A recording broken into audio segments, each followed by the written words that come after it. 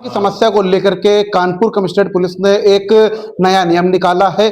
एक ऐसा नियम है जिससे लोगों को राहत मिलेगी और जो ई रिक्शा और जो ई ऑटो हैं, इनकी जो अराजकता है काफी हद तक कम हो जाएगी। हमारे साथ बात करने के लिए मौजूद हैं Rajesh Pandey ji, DCP traffic. Sir, आपने जो नया नियम निकाला है, क्या ये नियम है और ये जो स्टिकर्स हैं, इसको कैसे आप आइडेंटिफाई करेंगे और कैसे इंस्टॉल करेंगे? ये देखिए, ये शहर में कई प्रकार की समस्याएं, उसी में एक समस्या जाम की समस्या है। दूसरा, हमारे पास कुछ क्राइम की भी समस्या आ रही थी। तीसरा, मुख्यमंत्री जी का एक आदेश है कि जो भी ई रिक्शा, ई ऑटो और जो इस तरह की गाड़ियां चला रहे हैं, उनके ड्राइवरों का सत्यापन किया जाए।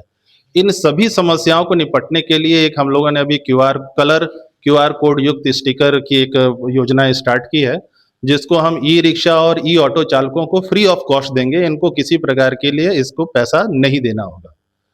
ये जो ई रिक्शा, ई ऑटो के जो भी वाहन स्वामी हैं, वो हमारे 37 थाने हैं, जो अभी आपको थोड़ी देर में आपको मैं प्रिंट आउट करके दे रहा हूँ। प्लस हमारे एसीपी ऑफिस में एक काउंटर लगेगा। उस काउंटर पर आकर अपने 5 दस्तावेज, अपना Aadhaar card, driving licence, insurance, fitness, गाड़ी का फिटनेस और रजिस्ट्रेशन नंबर लेके आएंगे। और ये पूर्ण होने पे इनको जिस थाने में उनका आवास है, उसी जोन में उनको स्वतः ही स्टिकर अलॉट कर दिया जाएगा। आप जैसे ये स्टिकर देख रहे हैं, ये स्टिकर है कि अगर उसका आवास अगर हमारे ब्लू जोन में पड़ रहा है, तो उसको हम इस तरह के स्टिकर देंगे और उस पे हम उसको लगा देंगे, विंड स्क्रीन पे इसको लगा दिया जाएगा। ये जो क्यूआर कोड स्टिकर है, एक तरह से ये सिक्योरिटी स्टिकर समझ लीजिए सभी के लिए। ये हम उसी को देंगे जो कि हमारी तरफ से पूरी तरह से ये चिन्हित हो चुका है कि इस गाड़ी में ड्राइवर का नंबर हमारे पास है और गाड़ी हर ढंग से परिपूर्ण है, इसका फिटनेस भी है, इंश्योरेंस भी है।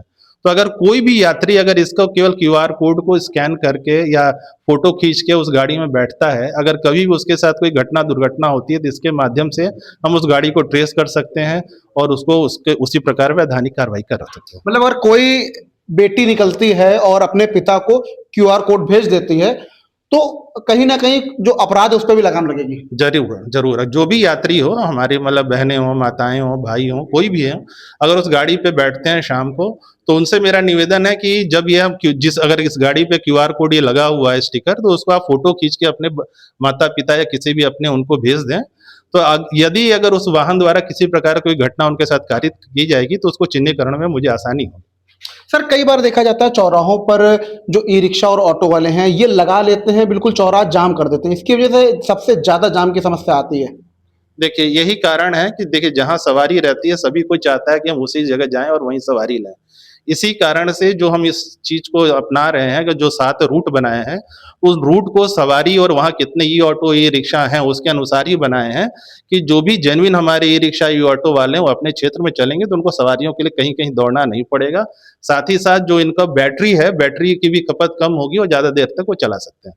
अभी आपसे बात हो रही तो आपने बताया कि कानपुर नगर में किसी भी तरह का कोई भी स्टैंड संचालित नहीं होता है और इसी तरह वो नगर निगम किसी से चार्ज नहीं करता है। तो सर, इसको लेकर कई ऐसे देखा जाता है, कई स्टैंड संचालित होते हैं और हाथ में डंडे लेकर के कई लोग खड़े रहते हैं, अवैध रूप से स्टैंड चलाते हैं। देखिए, मेरे द्वारा जब नगर निगम से ये बात की गई थी, देखिए तो ये बताया गया है कि इनके द्वारा किसी भी स्टैंड का कोई भी ठेका नहीं दिया गया।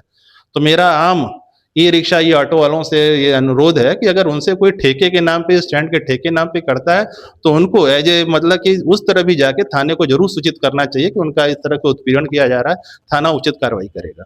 तो ये थे हमारे साथ राजेश पांडे जी। इनका साफ तौर पर कहना है कि ई रिक्शा और ऑटो, इनकी जो अराजकता, इससे अब लगाम लगेगी और कहीं ना कहीं आम जनता अब जो जाम के झाम से जूझती थी, उससे कहीं ना कहीं निजात मिलेगी। सहयोगी नीरज के साथ प्रांजल मिश्रा, पंजाब केसरी, कानपुर। हमसे जुड़े रहने के लिए हमारे YouTube चैनल को सब्सक्राइब करें और नई वीडियो की नोटिफिकेशन के लिए बेल आइकॉन को दबाएं।